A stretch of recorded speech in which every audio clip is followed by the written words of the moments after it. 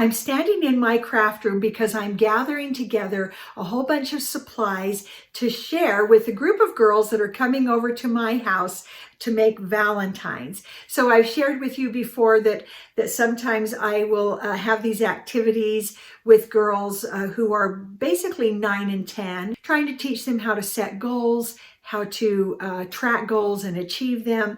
And so one of the activities that we're doing this week is we are going to be making Valentines. So I'm going to raid my whole craft room stash so that I have available to them a whole bunch of supplies that they can use to make Valentines.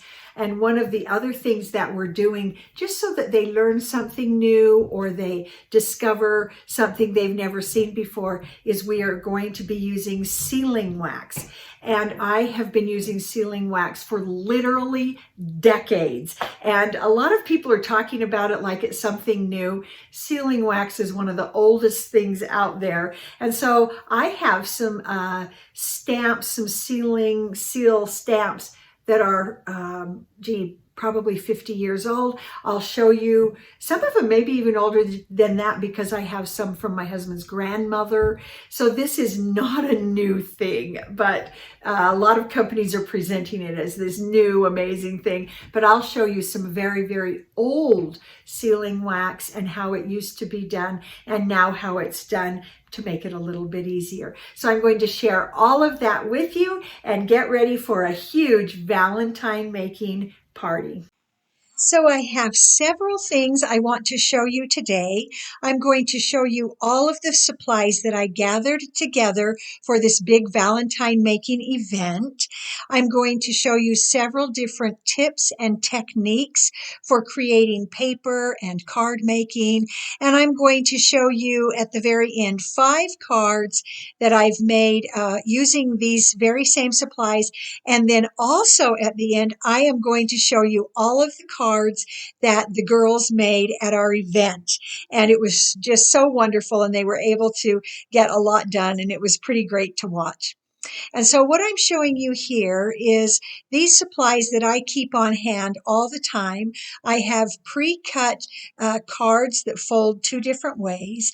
And then I have some other pieces of paper that are pre-cut that I have available to use at all times, and that make it just quicker and easier to pull a card together. So you'll see the measurements of each of these on the little cards that show the size. And then what I did is I took several colors of cards that I thought went well with Valentine's, and I ran them through my embossing folders just to give some cards with different textures.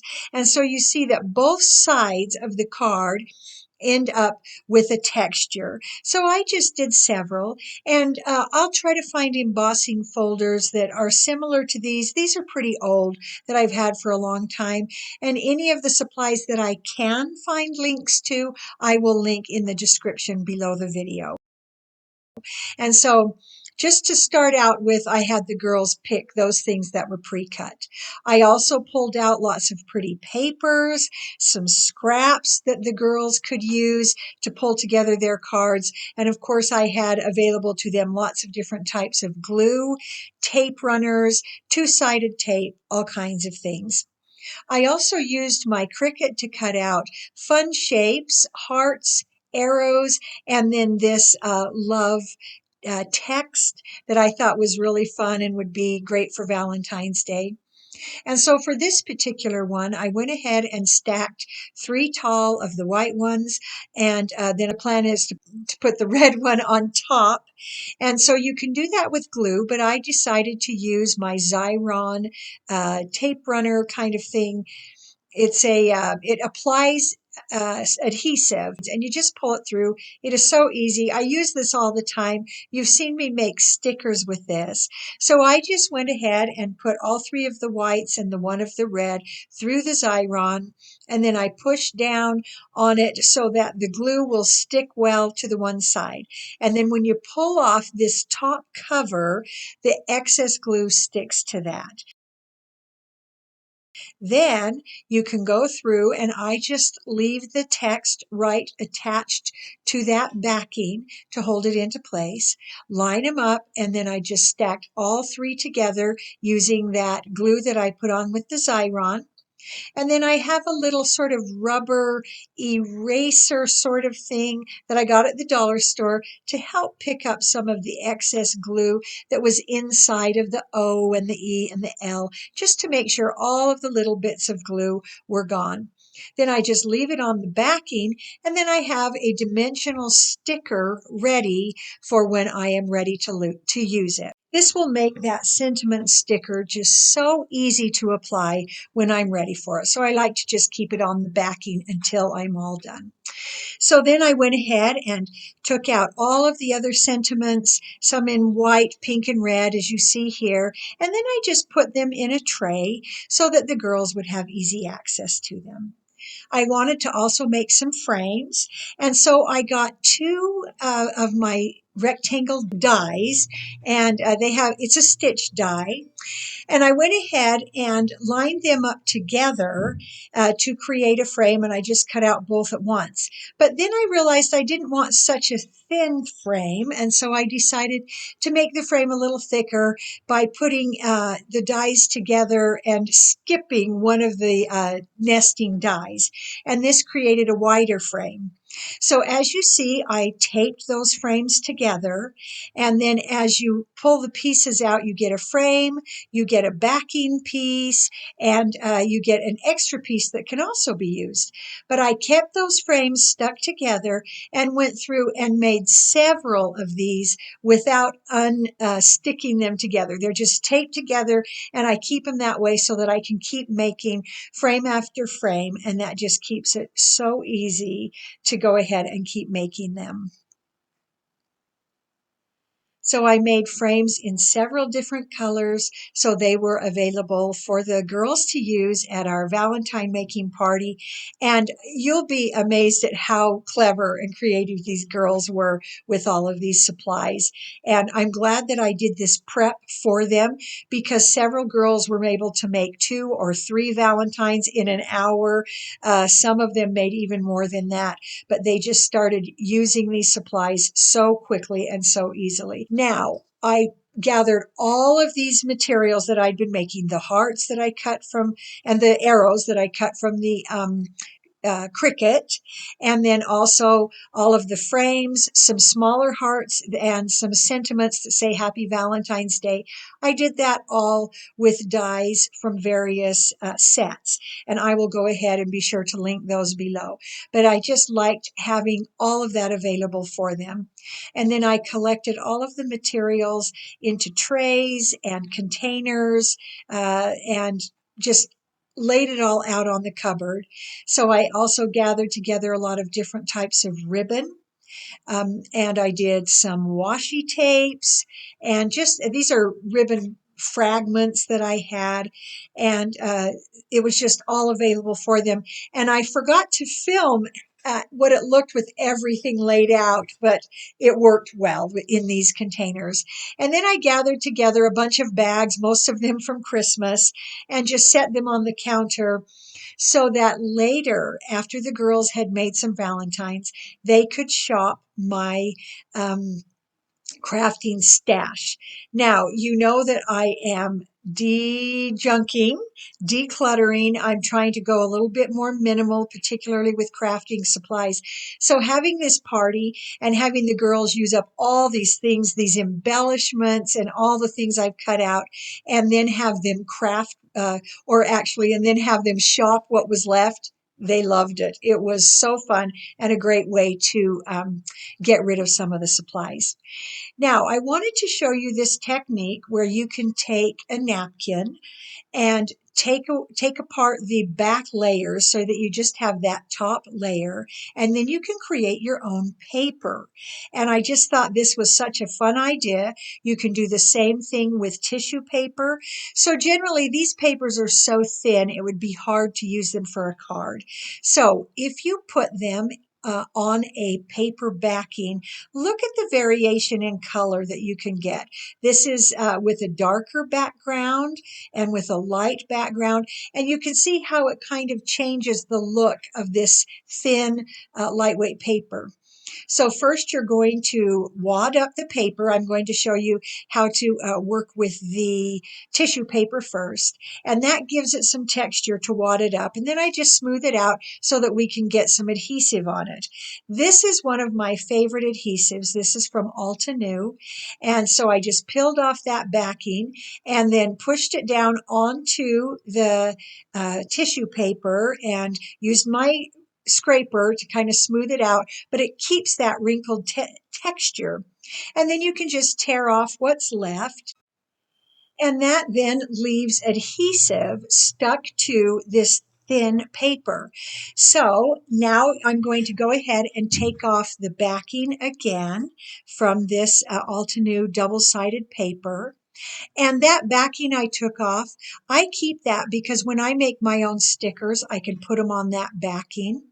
And then you take that paper that now has the adhesive on it and just stick it down to a piece of cardstock.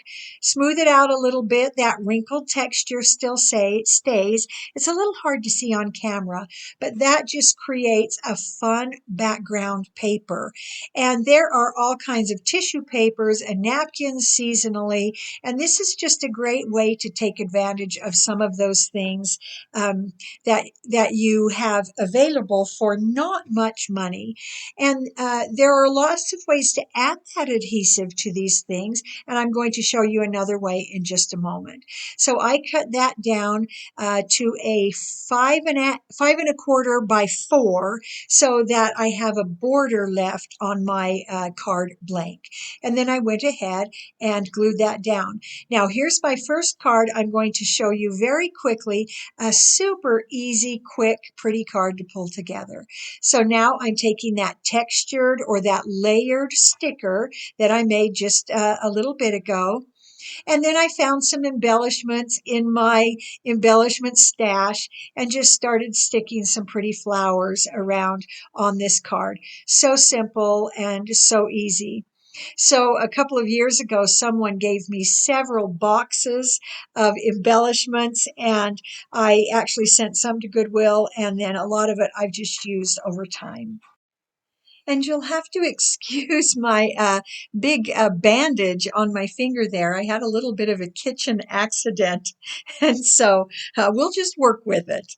So here's the finished card with embellishments that I have had in my stash for a very long time, and it feels really good to get those used up. I'm going to show you another technique for taking one of those napkins. Instead of using the double-sided paper that I did from Altenew, now I'm using my 2-inch wide double-sided tape. This is one of my favorite products. I'll be sure to link this below. So you put the tape down, pull the backing up just like we did the other one. And this time I'm just dropping that napkin on there, smoothing it out slightly, and then I can go ahead and take off the excess. And then I have this pretty background paper. I glued this one to a darker cardstock because I wanted to kind of maintain that dark background. And then I'm going to make another card now. And this one, I cut that piece at 5 1/2 by 4 1/4, a standard A2 size, so that it covered the whole card. Now, I am using a piece of packaging. I liked the look of this cardboard from packaging, but I do want to cover up that logo from the company. And so I just put glue down, and then I took some of those smaller dots or those smaller hearts that I had made using my die cutting machine. And this was a set of dies I got at the Dollar Tree. It was called Hearts and Berries, and it just had just fun hearts. And then I went ahead and weighted those. And then I used glue to apply to our Happy Valentine's Day sentiment, stuck it down onto that piece of packaging, and I just really like how that turned out. So there's an idea. Look at your packaging. It might have something on it that is also interesting and fun for a card. Once that was dry, I finished this up with just a little pink bow that kind of matched the pinks on the card, and done. So easy. Now, this particular one is another napkin that I stuck down to some cardstock. This one I used a little bit lighter one. I wanted to bring out that pink background, so that worked out really great. I love it that these napkins and these pieces of tissue paper you can see through, and so you can get different feelings depending on the cardstock that you back them with. So this one I went ahead and used the whole thing front to back and used that same A2 size card. And then I took some of the ribbon embellishments that I had from that same company, the Bow Bunny company there. If I can find any of this, I will try to find links, but a lot of this is older.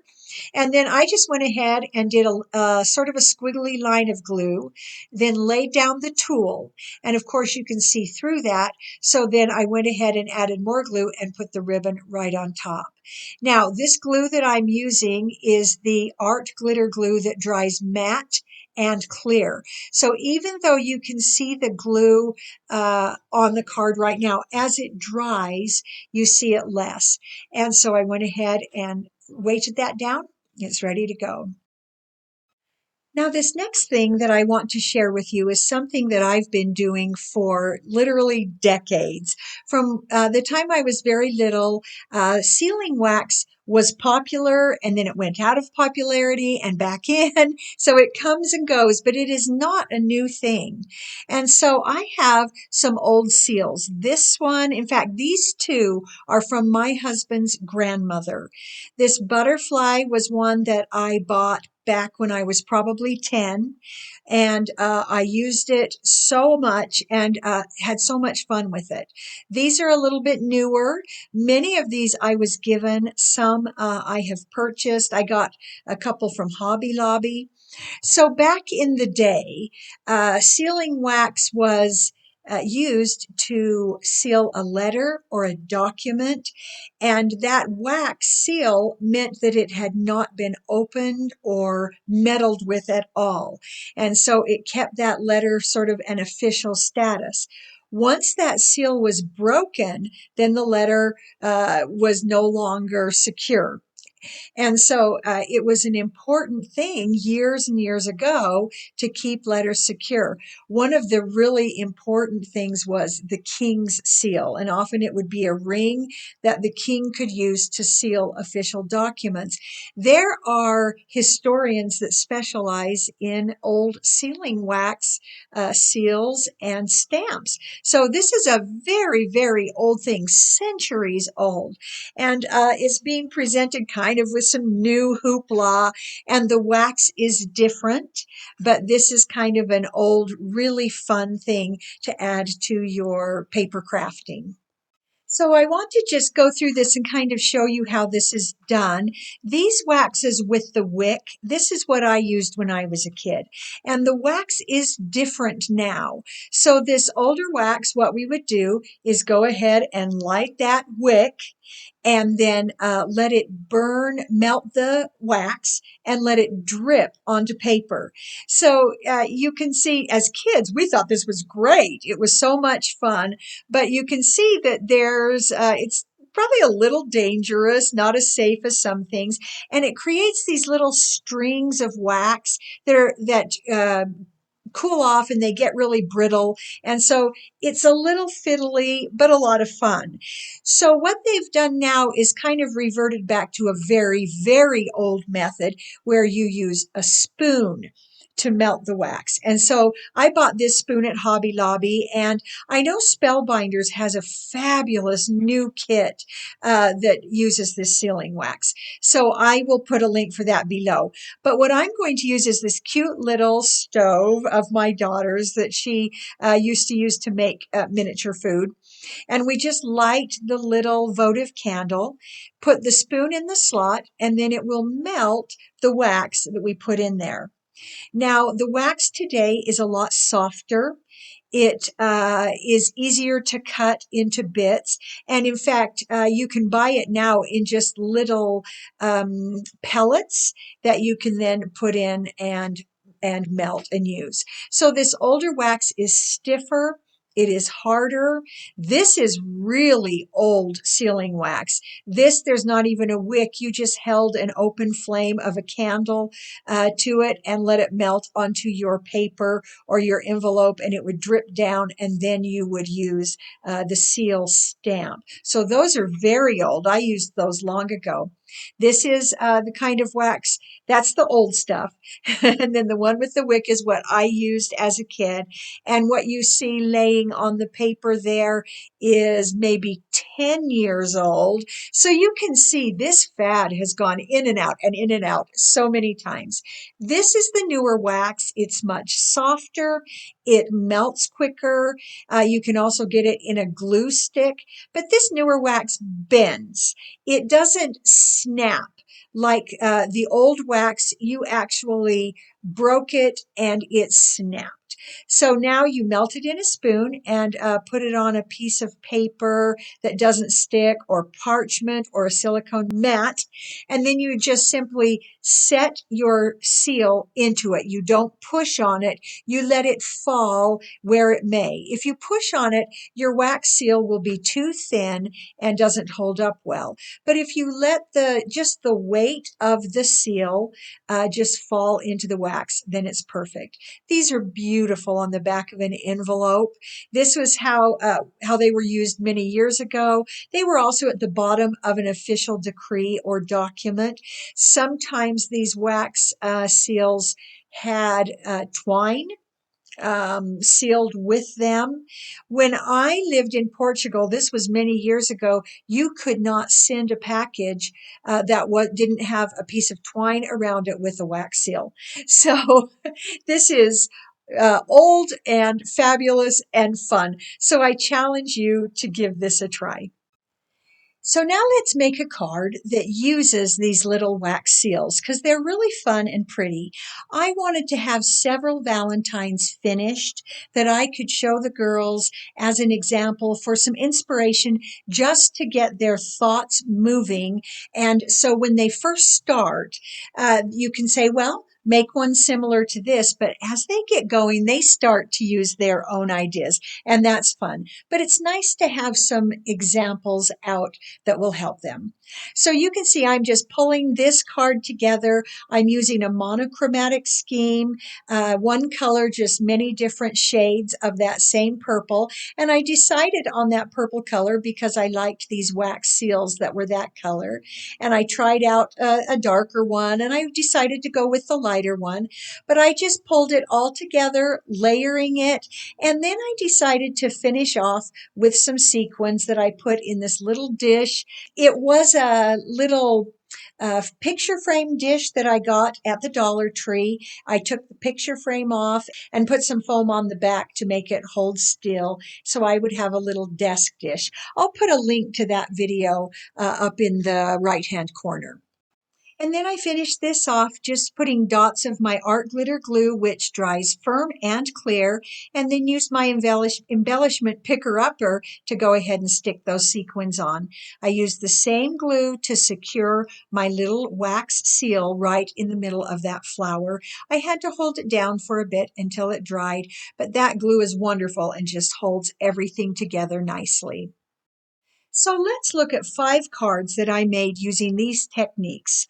This one used a napkin that was secured to cardstock for that little side strip and embellishments from my stash. This one you saw me make with tissue paper attached to a piece of cardstock, and then that layered love sentiment with several layers cut out on my Cricut and glued together using my Xyron.